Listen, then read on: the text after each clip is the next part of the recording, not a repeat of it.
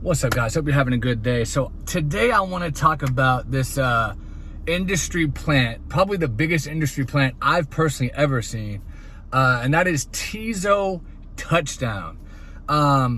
First of all, let me just say he ripped his name off from Yeezy, aka Kanye West. He took Yeezy and then put Teezo Touchdown. That's where he got the name from, guarantee it. Ripped off Yeezy with the name. Second of all, how did he get features with not only Tyler the Creator, who I hate, by the way. I can't stand Tyler the Creator. I have a video on my channel. Go watch it later. It's called Why I Hate Tyler the Creator, where I explain that. But Tyler the Creator is a big artist. That is a fact.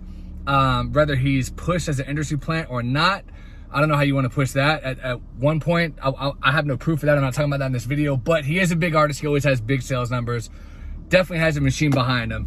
Why was Teezo Touchdown on his album? Tyler the Creator has no incentive from a he signed him standpoint. He's not signed to Tyler the Creator in any way, shape, or form.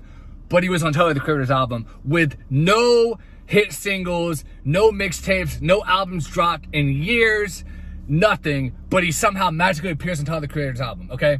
There's one little ounce of, what do they call that? Evidence that he's an industry plant, right? Then he shows up on Lil Yachty's album, out of the blue. How did that happen? Lil Yachty doesn't just do features with random guys who no one knows who they are. He's always done features with bigger people like Playboy Cardi and Juice WRLD and people like that. But suddenly Teezo Touchdown just shows up on his album. Now, granted, Lil Yachty's not as big as Tyler the Creator. You know, he sells about half or a third of what Tyler the Creator does. But still, it was a major label album, and they're not signed to the same label. But Teezo Touchdown just shows up out of the blue. There's another sign he's an industry plant. Then Drake shouts this guy out. Why is Drake shouting Teezo Touchdown out? Like I said, no hit single, no album dropped until recently, which we're about to talk about. And then he just shuts him out. Why? Who knows? Then, get this. Then he shows up on Travis Scott's album, Utopia. Out of the blue. The biggest selling hip-hop album of the year. The biggest selling hip-hop album since Drake dropped Certified Lover Boy 2 years ago. Teezo Touchdown shows up. He didn't even put his own artist, Sofago, on that album. But he puts Teezo Touchdown on there? Oh, that's an industry plant 100%. They're not on the same label. Teezo Touchdown's on RCA. Travis Scott is on, I believe, Interscope. Not 100% sure on that, but he's definitely not on this. He's definitely not on RCA. Okay, not on the same label. Industry plant, 100%. And then he still, what we're gonna talk about right now is flops. He just dropped "How Do You Sleep at Night," his debut album, major label album, a couple weeks ago. I just checked, didn't chart anywhere on any chart.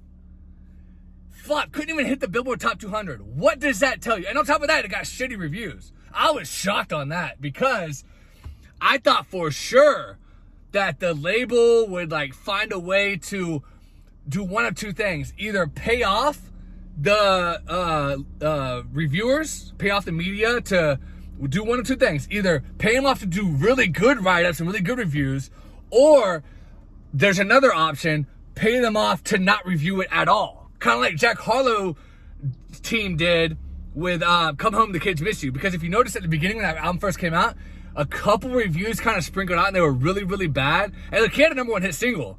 But then all of a sudden the reviews just died. No one else reviewed it. It got like 3 or 4 reviews total. Usually when an album has a #1 single, there's at least like 10 reviews. That one only got like, go check right now if you don't believe me, 3 or 4.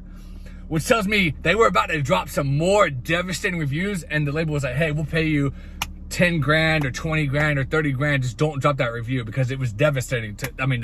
The reviews were all horrible and then they just stopped. Like 3 or 4, boom, stopped. #1 hit single, usually they keep going. So that's what Teezo Touchdown's label could have done, is paid him off to just, hey, don't drop the review at all, or paid him off and say, hey, could you give us a good review or whatever, you know? So maybe they did the second option where they paid him to stop dropping reviews, because that one only got like 3 or 4 reviews. But that's actually common with an album like this one, Teezo Touchdowns, How Do You Sleep at Night, when it has no hit singles at all, to have few reviews. So he is 100% industry plant, all the things I just mentioned, and he can't even chart on the Billboard 200. He sucks. This guy is trash. He tries to be like a ripoff of like, first of all, he takes his name from Kanye, Yeezy, Teezo. Let me mention that again. Then, he just fucking, his music's terrible. He tries to do like a ripoff of like an Andre 3000, like be a very eccentric guy with these stupid fucking nails in his fucking dreads.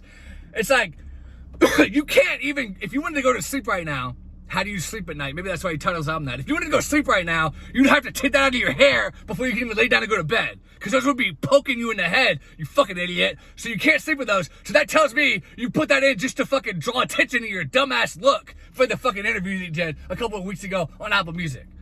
Fucking stupid ass motherfucker, man. This guy is pathetic, terrible music, terrible personality, fucking industry plant. How come these industry plants can't be talented artists that actually have a personality that can actually sleep at night without putting the fucking nails in their fucking dreads? Where are they at? How come the labels don't push them? They want to put these talentless hacks who fucking will never be popular. How about they put the next Eminem as an industry plant? Whoever that is, wherever he's at. Maybe it's impossible to find? Obviously it is, because it's been 20 years and we haven't even got a right rapper that's even half as good as him yet. In 20 years! 20 fucking years, 25 years, 99? It's 2023. It's been almost 20 years. Can't even find another Eminem. So obviously they're hard to find. And they keep pushing these whack-ass motherfuckers like Jack Harlow and fucking Teezo touchdown. Fucking needs to fucking change, man. I'm fucking tired of this shit. Anyway, guys, thanks for watching. I'll talk to you later.